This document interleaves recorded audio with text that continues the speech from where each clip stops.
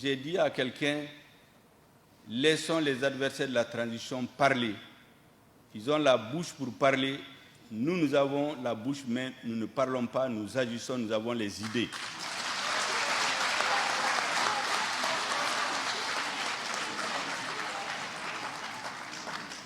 Certains disent qu'ils sont riches. La richesse, l'argent finit, les idées ne finissent pas. Le gouvernement de transition est riche en idées. Il est riche en initiatives. Il a surtout le souci que les Maliens se sentent fiers d'avoir de tels dirigeants, que les Maliens se reconnaissent dans tout ce qu'ils disent et ce qu'ils font. C'est la seule façon d'avoir la légitimité. Ce n'est pas une légitimité octroyée sur les médias internationaux par des dirigeants d'ailleurs.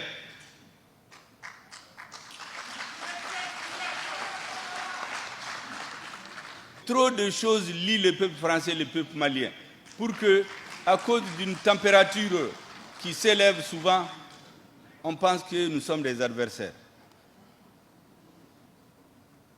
J'ai dit qu'aucun homme politique qui raisonne, qui a un minimum de sens de la politique, au sens noble du terme,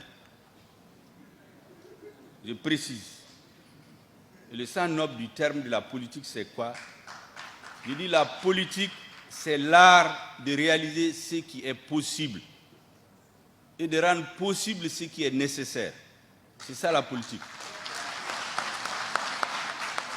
Ce qui est nécessaire pour le peuple malien, c'est restaurer sa dignité, sa souveraineté, son intégrité, son honneur, qu'à Mali Dambé Siga Ama. C'est ce qui est nécessaire. Et donc la politique, c'est ce nécessaire-là. Il faut le réaliser, il faut le rendre possible. Il faut le rendre possible. C'est ça le travail du gouvernement. Donc pour rendre possible cette nécessité, si on veut faire la politique, on ne peut pas décider d'être un ennemi de notre peuple.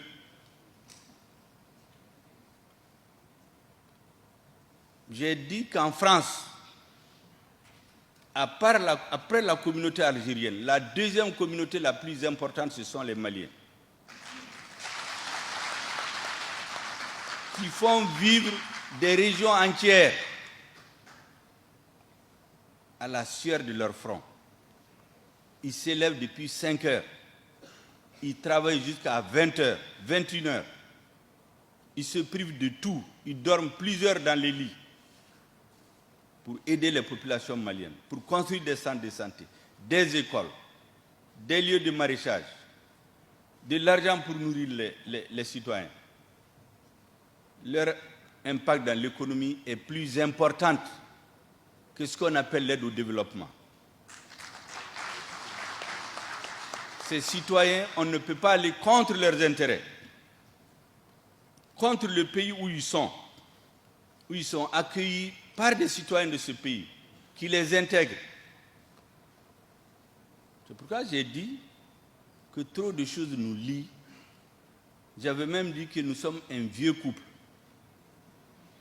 Il peut y avoir des scènes de ménage. Un responsable m'a dit, il ne faut pas qu'on casse les vaisselles entre-temps. J'ai dit, mais ils finiront toujours par se retrouver, ils ne vont pas divorcer. Je le dis parce que j'y crois profondément. Quel que soit ce que les responsables à la tête des deux pays peuvent penser de leurs relations aujourd'hui, ils ne peuvent pas séparer les deux peuples. Parce que ce qui est en jeu, ce n'est pas les peuples, c'est les politiques menées par certains dirigeants qui n'ont rien à voir souvent avec ce que la population pense profondément. Et c'est pour cela que j'ai dit que nous n'allons jamais être ingrats. Nous n'allons jamais être ingrats. Le peuple malien ne peut pas être un peuple ingrat.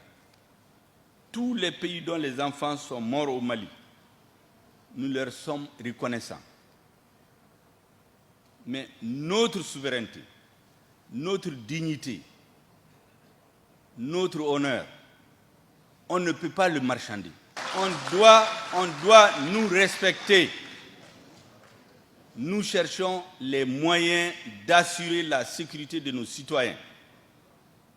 Parce que la sécurité, c'est le premier besoin de l'homme. Un gouvernement qui ne peut pas assurer la sécurité des citoyens ne peut pas être légitime.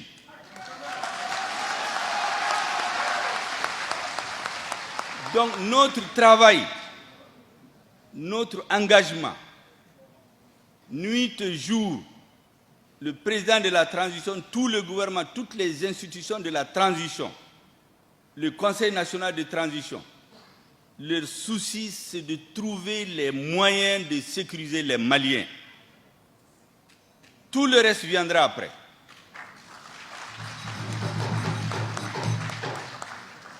Beaucoup de gens disent d'aller aux élections aujourd'hui. Vous leur dites d'aller faire campagne dans leur propre village, ils ne vont pas.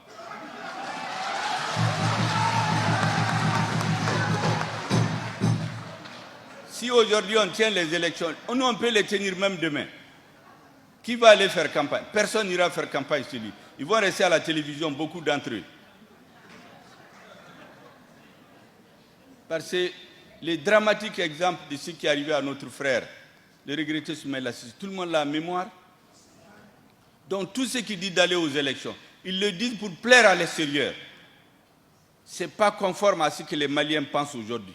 Si nous voulons organiser les élections pour les élections, on peut les organiser. Qui va gagner? C'est le candidat que l'armée aura choisi, parce que c'est seule l'armée qui est sur tout le territoire. Qu'est-ce que les mêmes diront? Que les militaires ont choisi quelqu'un, ils l'ont mis à la tête de l'État, il n'a pas été élu. Parce qu'il n'y a pas eu d'élection, parce qu'eux, ils sont restés à Bamako, parce qu'ils peuvent aller nulle part pour faire campagne.